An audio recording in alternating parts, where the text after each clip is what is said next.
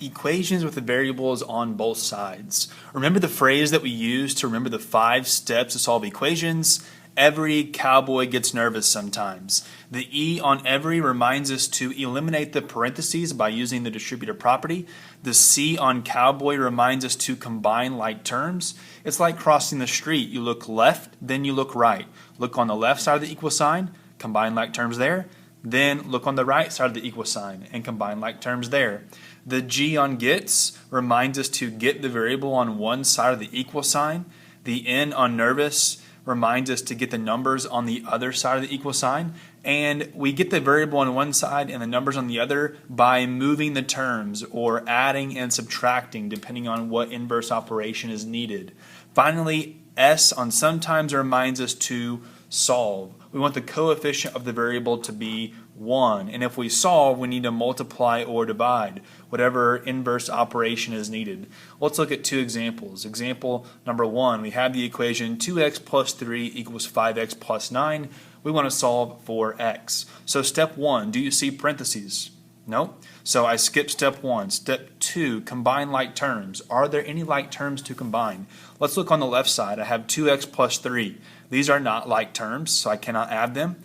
After I look left, then I look right. I have 5x plus 9. Same thing, they're not like terms, right? This is an x term, that's a constant term. They're unlike. So steps 1 and 2 I can't do. Step 3, get the variable on one side. As you can see, I have an x on this side and an x on this side. I need to get that variable x on one side of the equal sign. Now, it doesn't matter which side you choose. You could always choose to get the variable on the left side, or you could choose to have a positive term if necessary, if possible. So let's go ahead and move this 2x over here so that we can have a positive term. To move 2x over here, I'm either going to add or subtract whatever inverse operation is needed. As you can see, this 2x is positive. So to get it to cancel out on this side, I need to subtract 2x. And if I subtract 2x from the left side, I need to do the same thing on the right side. Okay, now as you can see, I put the minus 2x right below the other x term. Draw my equal sign across the problem. 2x minus 2x, that cancels, right? That's the whole reason we subtracted 2x, is so that these terms would cancel. I'm left with just positive 3 on the left side. Bring your equal sign straight down. 5x minus 2x, that's going to give me 3x. I still have plus 9, so bring that straight down.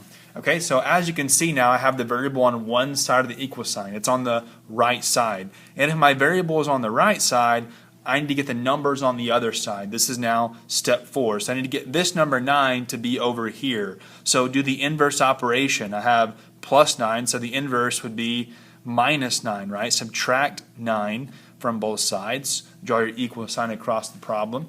These 9s, of course, cancel out, and I'm left with 3 minus 9 is negative 6 equals, I have 3x left. Okay, 5th and final step is to solve. Right now the coefficient of the variable is 3. I need to get the variable to be 1, and to get it to be 1 I need to do the inverse operation of whatever's happening here. This is 3 times x, so the inverse operation is division. I divide both sides by 3. Those 3's simplify to 1 times x, which is x, and negative 6 divided by 3 is negative 2. So x is negative 2. Last example, number 2. I have x plus x minus 1 equals x minus 3. So do you see parentheses? No. So go to step 2, combine like terms. Look left. You have x plus x minus 1. Do you see like terms there? You should say yeah, right? I have x, I'll put it in the same shape. X and x are like terms. They have the same variable, of course, x, and the same exponent 1. What's x plus x? That's 2x. I still have minus 1 on the left side. Bring your equal sign straight down. After I combine like terms on the left side, then look on the right side. You have x minus 3. Are those like terms? No. So you can't combine them. All right, so we just did step 2. We combined the like terms. Step 3, get the variable on one side. I have a variable on this side and this side. So let's move this x over here so that we have a positive term. But again, it does not matter which side you get the variable on. So if I want to get this x to cancel and be moved over here, I need to subtract x from both sides. Okay, so as you can see, the x terms are stacked on top of one another. Of course, those cancel, right? X minus x, that's the whole reason I subtracted x, is so that they would cancel on this side. 2x minus x is 1x, or I could just write x, right? Because whenever you don't see the coefficient, it's understood to be 1.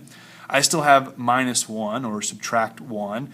Equal sign comes straight down. And what term are you left with here? This isn't 3, this is negative 3. Negative 3.